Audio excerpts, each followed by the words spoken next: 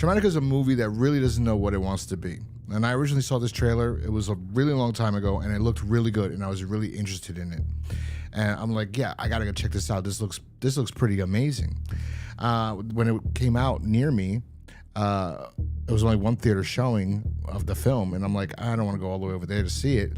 So I saw something else in this place, which I don't remember what I saw in this place, but whatever it was as forgettable as this movie ends up being at the end, which kind of sucks. But anyway, the film opens up in Egypt 1910, where we see a man walking around the desert carrying an ancient artifact. He starts to pray to himself, and then he self-injures himself permanently. They insert shots of some kid, and then I presume he gets possessed because they insert shots of things like him freaking out on the desert or the beach, wherever they were actually really filming. I don't know. Anyway, we flash forward to 2003, where we see a young boy is trapped in a house with his mother. He's calling the police and he's asking them for help. And then we see his mother walking by, and we see that she's possessed by some sort of demonic entity or something, as she's chasing him around the house as he's trying to hide.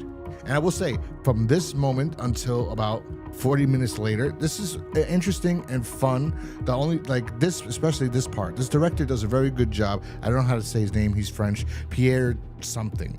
Whatever his name is, I'm sorry. I don't want to even butcher your name. So I'll just say, you're a pretty decent director where it comes to visually. Your style is fantastic, I think, in the beginning of this movie. Your movie's just jumbled all over the place, where after we get this 2003 little segment happens, and then the cops show up, and then that's more interesting too, and then we find out there's more bodies in the bed. All that was great. That was such a good opening.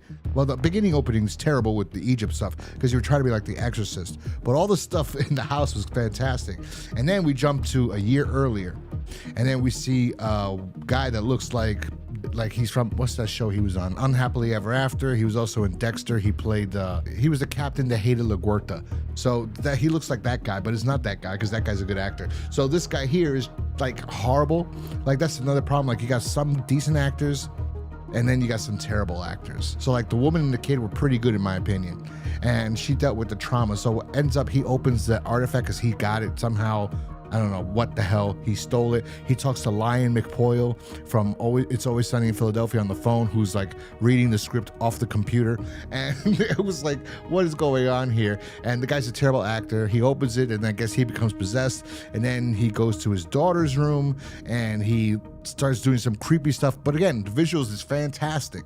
And then he basically goos on her. So I don't know if this is a possession movie or an infected movie, because he goos on her, and then that night he takes her to that shed that we saw her and the boy in, and we discover that she's pregnant, and she's like half possessed, half not possessed. So at the time she's not possessed, she knows what's going on. So she does.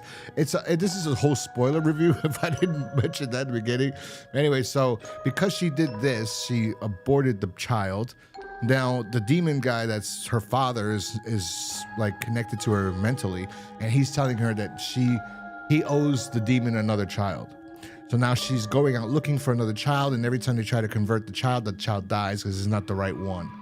And then we continue the film on, and then we go 20 years later. So the film keeps jumping, and at this point, the 20 years later mark, I was bored.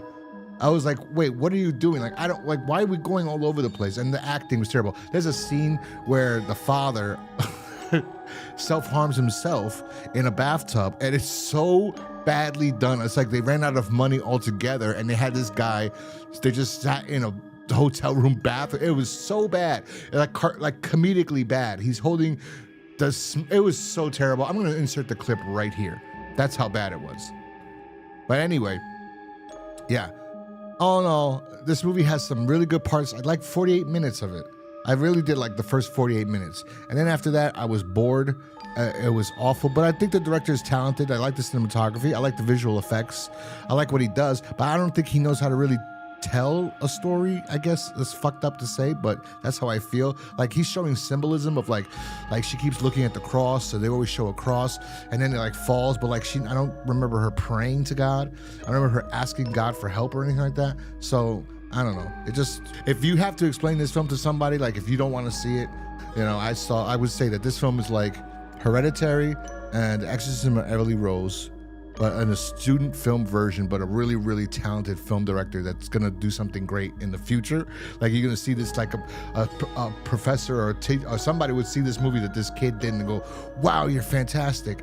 Like you're gonna be great. Because I don't know how old he is, I don't know nothing about him. He could be an old man, but hey man, they got like the beginning was really good, you know? But I don't know what happened. The film just falls apart in my opinion, you know? Yeah.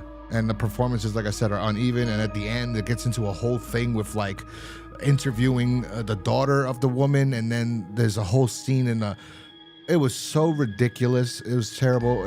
Anyway, whatever. I'm going to give this film, Traumatika, which I 2 out of 5 stars. I'm being kind of extra nice to it. I do like the whole 48 minutes, but the film's just jumped all over the place. And I don't think anyone's gonna watch this movie anyway.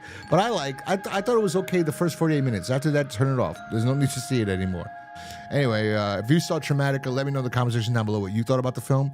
If you like this video, remember to hit the like button. Subscribe if you're new here also. And yeah, it does help the algorithm and more people could see this. And anyway, I will talk to you guys next time. Peace.